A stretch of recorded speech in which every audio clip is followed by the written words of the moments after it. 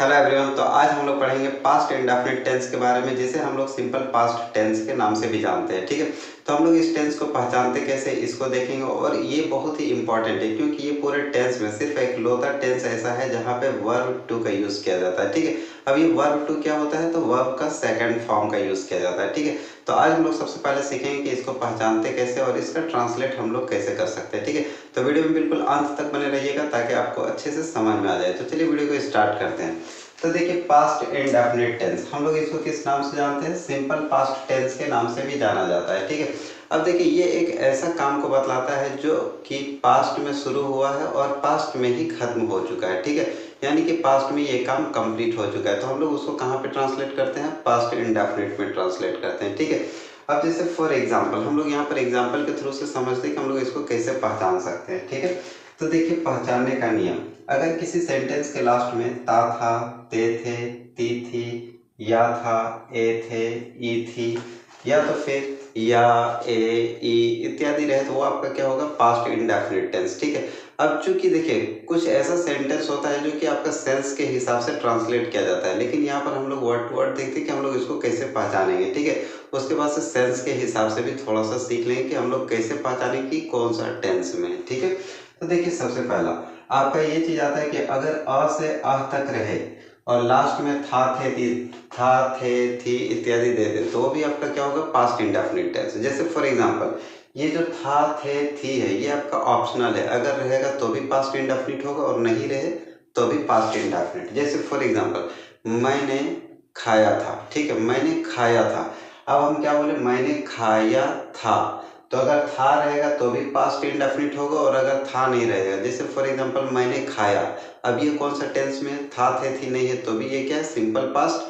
और अगर बोल दिया मैंने खाया था, अगर था लग गया तो भी आपका क्या होगा, सिंपल पास्ट टेंस में ही होगा। ठीक है, अब उसी तरह क से लेके ज्ञा तक कुछ भी अक्षर हो सकता है, लास्ट में अगर था रहेगा तो भी पास्ट इंडेफिनिट और अगर था, थे, थी ना रहे तो भी पास्ट इंडेफिनिट। ठीक है, जैसे वह आई, ठीक है, वह आई, अब यहाँ पर लिखते हैं आई, तो आई आपका देखिए ई कहाँ पे आता है, अ से लेके अ तक में आता है, तो वह आई कौन सा टेंस में है, तो सिंपल पास्ट में। अब अगर यही लिख दिया जाए कि वह आई थी, ठीक है, अगर था, थे, थी दे देंगे तो भी वो क्या होगा, सिंपल पास्ट में ही होगा। ठीक है, तो ये था पहचानने का नियम। अब देखिए फॉर एग्जाम्पल हम लोग यहाँ पे लिखा गया है वह गया। ठीक है, अब यहाँ पर था, थे, थी नहीं दिया हुआ, लेकिन फिर भी ये क्या है, सिंपल पास्ट में है। वही सेम एग्जाम्पल दिया वह गया, अब यहाँ पर दे दिए था, अगर था दे देंगे तो भी क्या होगा, सिंपल पास्ट में। और वह जाता था तो ये भी ये क्या है, सिंपल पास्ट टेंस में ही है। ठीक है, अब इसको हम लोग बनाएंगे कैसे, तो सबसे पहले हम लोग अफर्मेटिव स्ट्रक्चर के बारे में देखते हैं कि अगर हमारा सेंटेंस अफर्मेटिव में हो तो हम लोग उसको कैसे बना सकते हैं। ठीक है, अफर्मेटिव का मतलब क्या होता है, पॉजिटिव सेंटेंस, सकारात्मक वाक्य। ठीक है, तो देखिए अफर्मेटिव का स्ट्रक्चर क्या होता है, सबसे पहले तो हम लोग सब्जेक्ट लिखेंगे, उसके बाद से वर्ब का सेकंड फॉर्म, ठीक है, फिर उसके बाद क्या होगा, ऑब्जेक्ट। पूरा ट्रांसलेशन में यानी कि जितना भी 12 टेंस है, सबसे छोटा स्ट्रक्चर अगर किसी का है तो वो सिंपल पास्ट का ही है और बहुत ही यूजेबल है। कि क्योंकि अगर आपको कोई भी पास्ट का घटना बताना होता है तो हम लोग कहाँ पे बताते हैं, कौन सा टेंस का यूज ज्यादा करते हैं, तो सिंपल पास्ट का यूज करते हैं। चाहे वो आपका 2 मिनट पहले का भी हो सकता है, 2 घंटे पहले का भी हो सकता है, 2 साल पहले का भी बात हो सकता है, या तो 20 साल के पहले का भी बात हो सकता है। जब भी हम लोग पास्ट के घटना के बारे में बताते हैं तो वो कहाँ पे बनता है, सिंपल पास्ट टेंस में ही होता है। ठीक है, जैसे फॉर एग्जांपल मैं जानता था, अब बोला जाए कि ये कौन सा टेंस है, तो देखिए ता, था, ते, थे रहे तो वो आपका क्या होगा, सिंपल पास्ट में होगा। उसका ट्रांसलेट हम लोग कैसे करेंगे, तो अकॉर्डिंग टू दिस स्ट्रक्चर। ठीक है, तो सबसे पहले हम लोगों को लिखना है सब्जेक्ट, तो यहाँ पर सब्जेक्ट आपका क्या दिया है, मैं, तो मैं का इंग्लिश क्या होता है, आई। उसके बाद से देखिए वर्ब का सेकंड फॉर्म, ये वर्ब क्या होता है, वर्ब का मतलब होता है काम, तो यहाँ पर काम क्या हो रहा है, जानना, मैं जानता था, तो जानना का इंग्लिश क्या होता है, नो। नो का सेकंड फॉर्म क्या होता है, न्यू,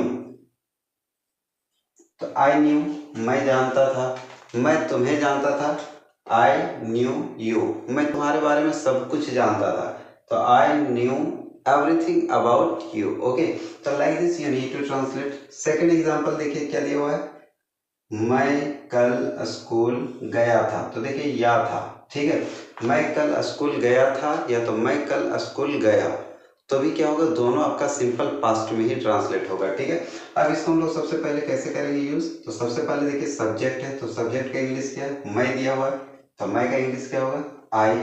ठीक है, उसके बाद वर्ब का सेकंड फॉर्म। अब देखिए यहाँ पर ढूंढना है कि काम क्या हो रहा है, तो गया, जाना। ठीक है, जाना का इंग्लिश क्या होता है, गो। गो का सेकंड फॉर्म क्या होता है, वेंट। तो आई वेंट, मैं गया था।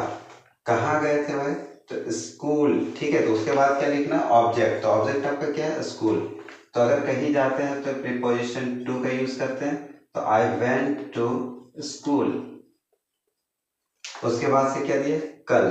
तो कल का इंग्लिश क्या होगा, अगर बीता हुआ कल के बारे में यानी कि बीते हुए टाइम के बारे में बात करते हैं तो वहां पर हम लोग यस्टरडे का यूज होता है, और अगर आने वाला कल है तो उसके लिए हम लोग टुमारो का यूज करते हैं। ठीक है, तो I went to school yesterday,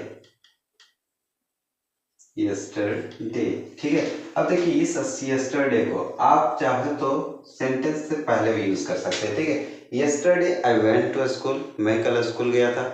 मैं कल बाजार गया था, I went to market yesterday, या तो पहले यस्टरडे बोलते थे, yesterday I went to market. कल मैं पटना गया था, yesterday I went to Patna. कल मैं मुंबई गया था, yesterday I went to Mumbai, या तो I went to Mumbai yesterday. Okay, तो इस तरह करके हम लोग इसका यूज कर सकते हैं, या तो पहले यूज कीजिए या तो फिर बाद में यूज कीजिए, लेकिन बीच में इसका यूज नहीं करना है, नहीं तो आपका सेंटेंस क्या होगा, गलत हो जाएगा। ठीक है, चलिए नेक्स्ट एग्जांपल की ओर बढ़ते हैं। क्या दिया है, वह मेरे पास आया। अब देखिए यहाँ पर वह मेरे पास आया, यहाँ पर ये भी हो सकता था वह मेरे पास आया था।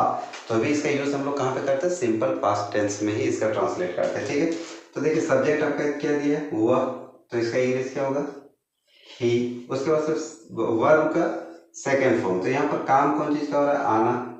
ठीक है, तो आना का इंग्लिश क्या होता है, कम। कम का वर्ब टू क्या होता है, केम।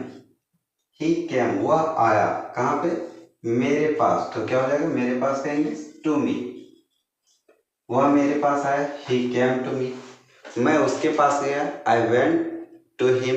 ठीक है, तो like this you need to translate. Okay, next example देखिए क्या दिया है, उसने एक पक्षी मारा, या तो उसने एक पक्षी मारा था। ठीक है, तो हम लोग इसका कैसे ट्रांसलेट कर सकते हैं, तो उसने का इंग्लिश क्या होता है, ही।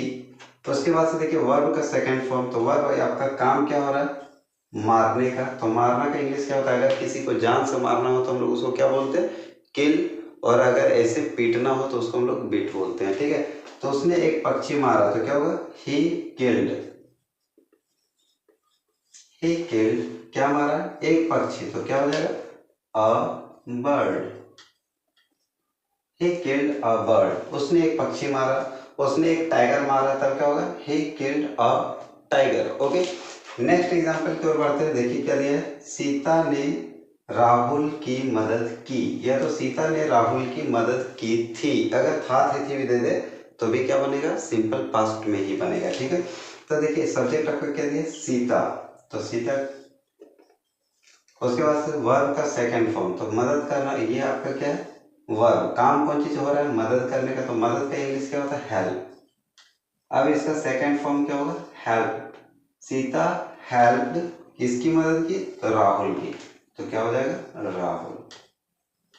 सीता हेल्प्ड राहुल, सीता ने राहुल की मदद की। ठीक है, नेक्स्ट एग्जांपल क्या दिया, उसने एक पत्र लिखा था। ठीक है, तो यहाँ पर सब्जेक्ट आपका क्या दिया, उसने, तो क्या हो जाएगा, ही। उसके बाद से काम क्या हो रहा है, लिखने का, तो लिखने का इंग्लिश क्या होता है, राइट। राइट का वर्ब टू क्या होता है, रॉट। ठीक है, ही रॉट, उसने लिखा, क्या लिखा भाई, एक पत्र, तो अ लेटर, अ लेटर। उसने एक पत्र लिखा। उसने गाली दी, ही अब्यूज्ड। मैं दौड़ा, आई रैन। मैं गया, आई वेंट। हम लोग आगे बढ़ेंगे निगेटिव सेंटेंस के, आगे निगेटिव सेंटेंस को हम लोग कैसे ट्रांसलेट कर सकते हैं। ठीक है, तो देखिए ये बहुत ही इजी है, तो वीडियो में बिल्कुल अंत तक बने रहिएगा। अगर वीडियो पसंद आ रहा है तो वीडियो को लाइक कीजिएगा, अपने दोस्तों में शेयर कीजिएगा। ठीक है, और अगर अभी तक आप लोगों ने चैनल को सब्सक्राइब नहीं किया तो जरूर से जरूर सब्सक्राइब कीजिएगा, और बेल आइकन को प्रेस करना बिल्कुल नहीं भूलें। ठीक है, देखिए निगेटिव सेंटेंस के बारे में क्या, कि निगेटिव सेंटेंस का स्ट्रक्चर क्या होता है, इसको हम लोग सबसे पहले देखते हैं। तो देखिए निगेटिव में सबसे पहले क्या होगा, सब्जेक्ट, उसके बाद से लगेगा डिड, उसके बाद क्या होगा, नॉट, फिर वर्ब का फर्स्ट फॉर्म, फिर ऑब्जेक्ट। ठीक है, तो यहाँ पर एक चीज याद रखिएगा कि जब भी आप अफर्मेटिव सेंटेंस पढ़ते हैं तो वहां पर वर्ब टू का यूज होता है, बाद बाकी आपका कहीं भी वर्ब टू का यूज नहीं होगा, ठीक है। हमेशा क्या होगा, वर्ब वन का यूज होगा। तो डिड के साथ हमेशा क्या लगेगा, वर्ब वन, यानी कि वर्ब का फर्स्ट फॉर्म का यूज किया जाएगा, याद रखना है, ठीक है। अगर कभी भी डिड आ गया तो उसके साथ अगर सेकंड फॉर्म का आप यूज कर रहे हैं तो समझिए कि आपका सेंटेंस क्या हो रहा है, बिल्कुल गलत हो रहा है, ठीक है। अब देखिए यहाँ पर एग्जाम्पल के थ्रू से समझते हैं कि हम लोग इसका ट्रांसलेशन कैसे कर सकते हैं। जैसे मैं वहां नहीं गया, मैं वहां नहीं गया या तो मैं वहां नहीं गया था आपका बिल्कुल क्या है, ऑप्शनल है। आप चाहो तो दे भी सकते हो और नहीं भी दे सकते हो, तो भी आपका क्या होगा, सिंपल पास्ट में ही होगा, ठीक है। मैं वहां नहीं गया था, ठीक है। तो अब इसको हम लोग कैसे बना सकते हैं, सबसे पहले देखिए क्या लिखना है, सब्जेक्ट। तो सब्जेक्ट आपका क्या दिया, मैं का इंग्लिश क्या होगा, आई। उसके बाद क्या लगेगा, डिड नॉट, डिड, और नहीं के लिए क्या लगेगा, नॉट, ठीक है। तो नॉट का यूज कहाँ करना है, ऑलवेज हेल्पिंग वर्ब के बाद ही यूज करना है, ठीक है। तो यहाँ पर डिड आपका क्या है, आपका डिड ये है हेल्पिंग वर्ब, ठीक है, ना कि मैन वर्ब, ठीक। तो आई डिड नॉट। अब उसके बाद से क्या दिया, वर्ब का फर्स्ट फॉर्म। तो वर्ब आपका क्या है, जाना, जाना का इंग्लिश क्या होता है, go. I did not go, object क्या दिया, वहां, तो वहां का इंग्लिश क्या होगा, देयर, ठीक है। I did not go there, मैं वहां नहीं गया था। मैं स्कूल नहीं गया था, I did not go to school. मैंने पत्र नहीं लिखा था, I did not write a letter. मैं नहीं खेलता था, आई डिड नॉट प्ले। मैं क्रिकेट नहीं खेलता था, I did not play cricket. मैं नहीं पढ़ता था, आई डिड नॉट रीड। मैं नहीं सोता था, आई डिड नॉट स्लीप। वह नहीं खाया, ही डिड नॉट ईट। वह नहीं पढ़ा, he did not read. Okay, तो like this you need to translate. आप ऐसा क्या करना है, जब भी निगेटिव सेंटेंस हो तो डिड के बाद नॉट का यूज करना है, ठीक है। दूसरा एग्जांपल देखिए, झूठ नहीं बोला। तो यहाँ पर आपका सब्जेक्ट क्या दिया है, वह, तो वह का इंग्लिश क्या होगा, ही। उसके बाद से क्या लगेगा, देखिए नहीं है तो क्या लगेगा, डिड नॉट, डिड नॉट। अब झूठ बोलना का इंग्लिश क्या होता है, tell a lie, tell a लाई, ठीक है। तो he did not tell a lie, वह झूठ नहीं बोला, ठीक है। या तो वह झूठ नहीं बोला था तो भी क्या होगा, he did not tell a lie. Okay, तो ये है आपका निगेटिव सेंटेंस, इस तरह से बनता है। नेक्स्ट इसके बाद हम लोग पढ़ेंगे इंटरोगेटिव सेंटेंस, ठीक है। तो इंटरोगेटिव का मतलब होता है प्रश्नवाचक वाक्य। अगर प्रश्नवाचक वाक्य रहे तो हम लोग उसको कैसे बोल सकते हैं या तो कैसे उसका ट्रांसलेट कर सकते हैं, ठीक है। जैसे इसका सबसे पहला स्ट्रक्चर होगा डिड, उसके साथ सब्जेक्ट, फिर वर्ब का फर्स्ट फॉर्म, फिर ऑब्जेक्ट, और लास्ट में क्या लगेगा, क्वेश्चन मार्क, ठीक है। जैसे एग्जांपल देते हैं, सबसे पहले हम लोगों को क्या लग रहा है, जैसे मैं वहां नहीं गया। अब हम लोगों को इसको कैसे बनाना है, क्या वह आया था, क्या वह आया था। अब इसका हम लोग ट्रांसलेट कैसे करेंगे, तो देखिए यहाँ पर क्या हो रहा है, क्या है और लास्ट में क्वेश्चन मार्क है, यानी कि ये क्या कर रहा है, क्वेश्चन पूछ रहे हैं, क्या वह आया, ये क्वेश्चन पूछा जा रहा है। तो हम लोग इसको कैसे बनाएंगे, तो सबसे पहले किसका यूज करेंगे, डिड का, ठीक है। तो डिड, उसके बाद क्या लगेगा, सब्जेक्ट। तो सब्जेक्ट आपका क्या दिया, वह का इंग्लिश क्या होगा, ही। उसके बाद से वर्ब का फर्स्ट फॉर्म। तो वर्ब मतलब काम क्या हो रहा है, आना, तो क्या होगा, आना का इंग्लिश कम। बाद बाकी क्या दिया, ऑब्जेक्ट। अब आपका ऑब्जेक्ट नहीं दिया, अगर ऑब्जेक्ट दिया रहे तो लिखना है, ऑब्जेक्ट नहीं रहे तो नहीं लिखना, ठीक है। तो डिड ही कम, क्या हुआ, आया, लास्ट में क्या लगेगा, क्वेश्चन मार्क, ठीक है। डिड ही कम, क्या हुआ, आया। क्या हुआ, गया, डिड ही गो। क्या हुआ, स्कूल गया था, did he go to school. क्या हुआ, पानी पिया था, डिड ही ड्रिंक वाटर। क्या हुआ, दूध पिया था, डिड ही ड्रिंक मिल्क। क्या हुआ, मूवी देखा था, तो did he C a movie. तो या तो फिर did he watch a movie, movie देखने के लिए हम लोग वॉच का भी यूज करते हैं, ठीक है। क्या वह एक पत्र लिखा था, तो did he write a letter. Okay, तो like this you need to translate. I hope कि यहाँ तक समझ में आ गया होगा कि आपको कैसे इसका ट्रांसलेट करना है, ठीक है। यानी कि कभी भी अगर पास्ट के बारे में बात करना हो तो हम लोग किसका यूज करते हैं, तो सिंपल पास्ट का यूज करते हैं, ठीक है। तो बिल्कुल भी कंफ्यूज नहीं होना है कि कहाँ पे वर्ब वन का यूज करना है, कहाँ पे वर्ब टू का यूज करना है, ठीक है। तो यहाँ पर एक चीज और याद रखिए कि कभी भी अगर आपका डिड आ जाए सेंटेंस में तो उसके साथ वर्ब वन का यूज होगा, ठीक है। सिर्फ अफर्मेटिव स्ट्रक्चर जब बनाते हैं पॉजिटिव सेंटेंस तभी आपका क्या होगा, वर्ब टू का यूज होगा, और नहीं तो पूरा 12 टेंस में कहीं भी आपका यूज वर्ब टू का नहीं होता है, ठीक है। आई होप कि यहाँ तक समझ में आया होगा। और एग्जाम के पॉइंट ऑफ व्यू से भी क्या है, ये बहुत ही इंपॉर्टेंट है, ठीक है, क्योंकि अक्सर इससे फिल इन द ब्लैंक्स आपका आता ही आता है। तो बिल्कुल अच्छे से प्रिपेयर कीजिएगा ताकि आपको बिल्कुल भी दिक्कत ना हो। ठीक है, तो मिलते हैं नेक्स्ट वीडियो में, तब तक के लिए बाय बाय, जय हिंद, थैंक यू।